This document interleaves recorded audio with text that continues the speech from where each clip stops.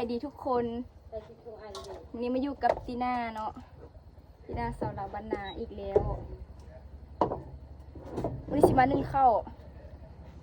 FC คือจะโอ้มาบ้านบ่ได้ก็สิเห็นแต่นึ่งข้าวเนาะมันมีหยังเฮ็ดเด้ก็มีแต่ซ้ำนี้แหละเนาะห่างหายจากการนั้นเฮ็ดคลิปไป 3-4 เดือนเนาะทุกคนเพราะว่าคิดเวียกเนาะติดภารกิจเป็นเด็กเด็กน้อยดูกันนั้นดูนะไพ่แม่เบิ้งบ้าลงบ้าเลยที่คิดเวียกประจำแหละก็เลยบ่ได้ไปถ่ายคลิปคือตะกี้แล้วเนาะ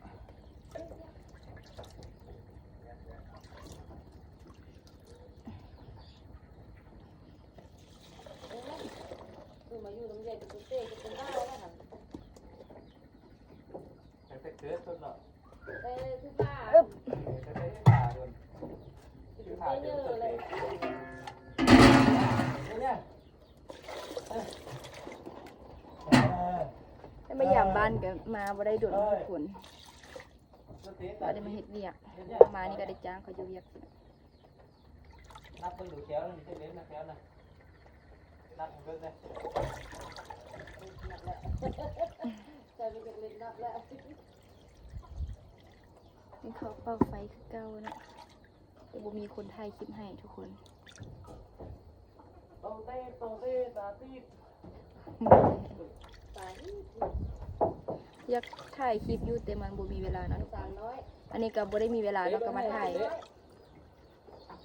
เป็นจังไดบ่ได้เห็นดนมันคือเก่าบ่เป็นอะไรมันคิดฮอดคิดถึงกันบ่แต่มันบ่ได้ยินเสียงเนาะทุกคน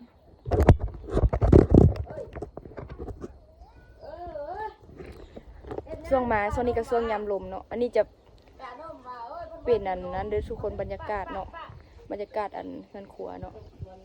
อันนี้ก็จะเป็นคอกไก่อย่างคือเก่าเนาะเดี๋ยวพาไปเบิ่งผูตะละบัดทุกคนมะม่วงก็เป็นมากแล้วมาซึ่งนี่นะได้กินมะม่วงแล้วก็มักยมเนาะน่าจืดเลย